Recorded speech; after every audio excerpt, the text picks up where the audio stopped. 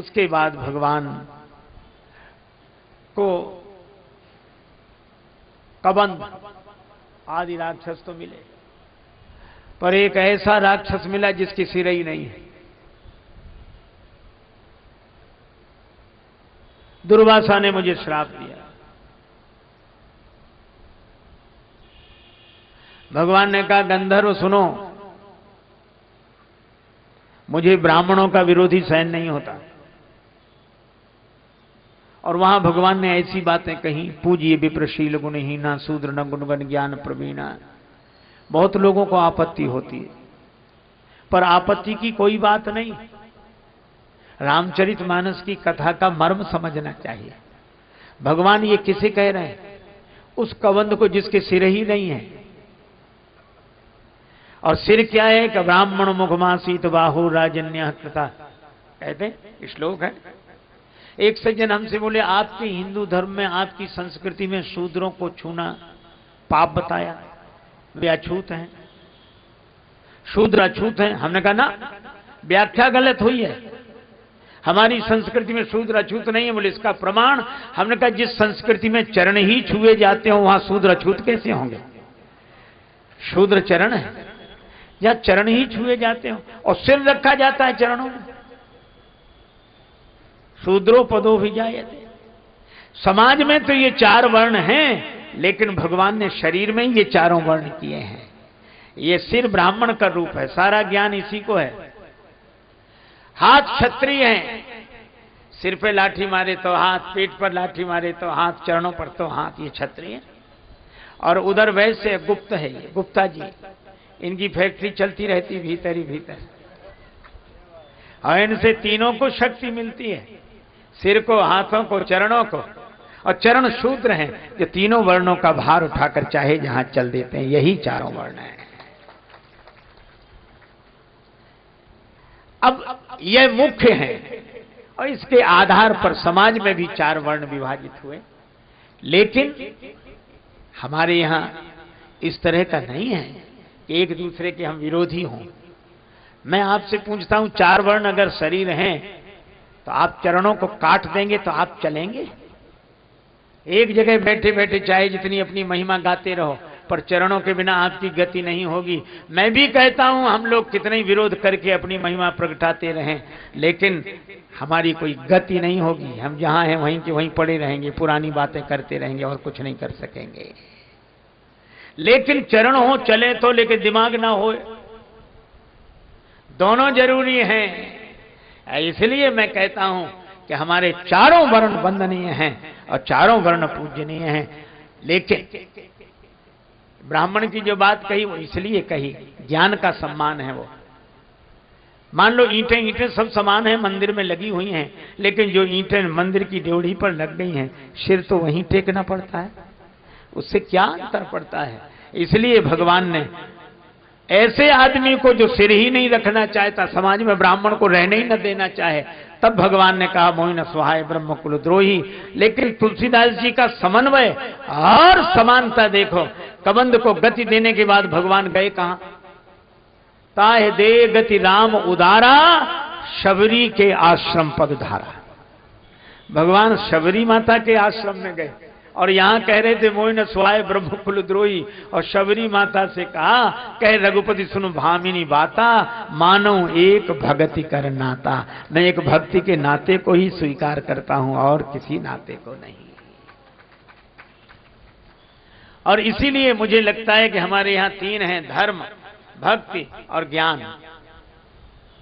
हमारे पुराने महात्मा कहते थे, बाल का आदि अयोध्या का मध्य उत्तर का अंत, जो समझे सो पूरा संत। और मुझे लगता है इन तीनों में रामचरितमानस के 3 महिमामय सूत्र हैं।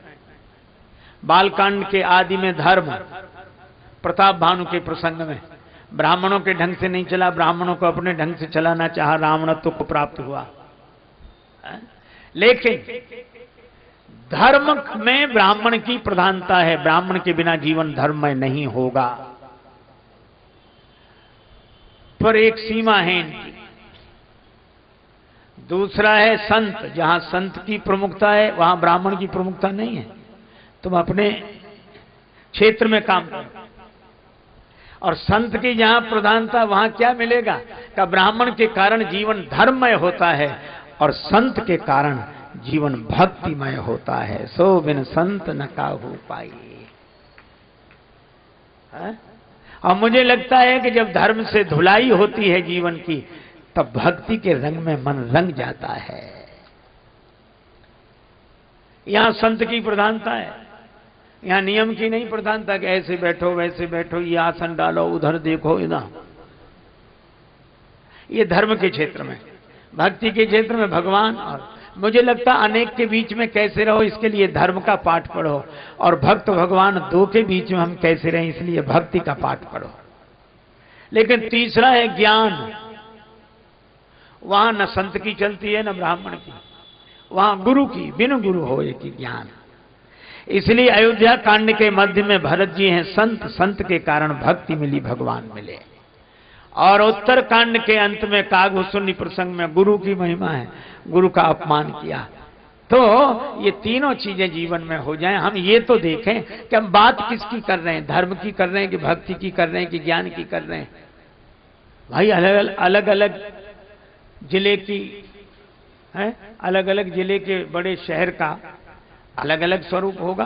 तो धर्म का अलग स्वरूप है, भक्ति का अलग स्वरूप है, ज्ञान का अलग स्वरूप है, लेकिन इन तीनों की जरूरत है, तीनों की आवश्यकता है। तो मैं आपसे चर्चा कर रहा था कि भगवान धर्म का उपदेश करते हैं कबंध को और भक्ति की महिमा बताते हैं शबरी माता को, और ज्ञान का उपदेश करते हैं दशरथ जी को। रावण के मरने पर जब दशरथ जी आए, रघुपति प्रथम प्रेम अनुमाना, चितय पितय दीने दृढ़ ज्ञाना। तो इन सब की आवश्यकता है, कौन कहां कैसे है यह देखना चाहिए। भगवान शबरी माता के यहां आए और शबरी के बेरों का बड़ा वर्णन है। यद्यप मानस में कंदमूल फल सुरस अति, तो भगवान कहते हैं बेर जनी लावो, बेर बेर जनी लावो, बेर बेर जनी लावो, बेर लावो कहें बेर बेर। भगवान बेर मांगते। आयुर्वेद कहता है धात्री फलम सदा पथ्यम कुपथ्यम बदरी फलम। ये बेर कुपथ्य है, पर कोई प्रेम के कारण दे तो भगवान कुपथ्य भी स्वीकार कर लेते हैं। जय जयकार हुई। शबरी माता से भगवान ने कहा मैं चलूं। देखो मैं मुंबई में था, एक मैया ने मुझसे पूछा, वहां श्री हनुमान चालीसा की कथा हो रही थी। तो एक माता हमसे बोली बहुत हाथ जोड़कर, महाराज, हम कहा मैया बोलो, हम लोग महिलाएं हनुमान चालीसा पढ़ सकती हैं? बड़े नियम बनाए गए, महिलाएं नहीं पढ़ सकती और ऐसा पूजा नहीं कर सकती। तो हमने कहा कि भैया हमसे क्या पूछती हो, हनुमान चालीसा से ही पूछ लो। बोले हनुमान चालीसा ने कहा है? हाँ कहा है। बोले क्या कहा है? हमने कहा हनुमान चालीसा में लिखा है जो यह पढ़े हनुमान चालीसा। तो जो का मतलब क्या है? पुरुष, ब्राह्मण? अरे महात्मा नहीं, जो यह पढ़े, जो पढ़े। वहां कहां नियम है? बोले हाँ ये तो ठीक है। हमने कहा कोई तुम्हें मना किया करे तो हनुमान चालीसा ही बता दिया करो कि ये लिखा है। तुलसीदास जी महाराज ने हनुमान चालीसा लिखा, उन्हें कोई आपत्ति नहीं है कि कौन पढ़े।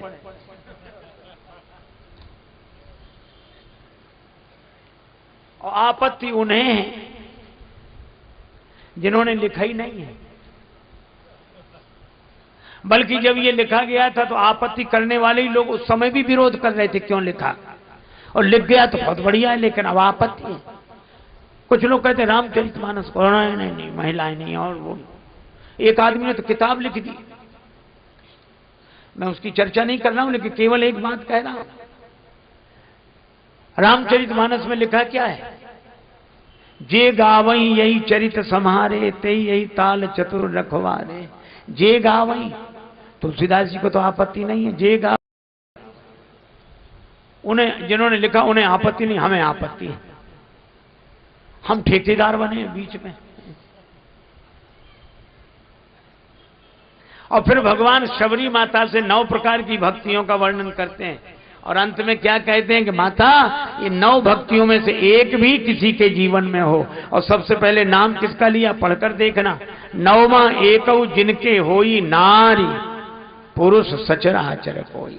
भक्ति तो स्वयं माता है, इसलिए माताओं को भी भगवत भक्ति का अधिकार भगवान ने दिया है, तुलसीदास जी ने दिया है। भगवान बोले मां मैं चलूं, शबरी बोली अभी नहीं, आपके पहले मैं चलूं। भगवान को देखते देखते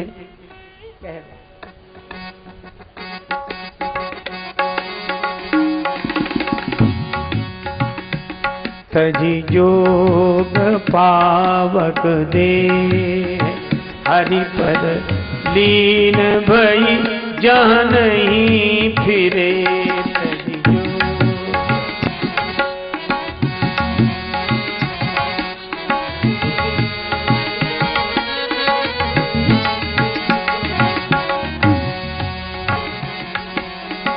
तजी जोग पावक देह हरिपद लीन भई जहाँ नहीं फिरे। तजी जोग पावक दे हरिपद लीन भई जहाँ नहीं फिरे। तजी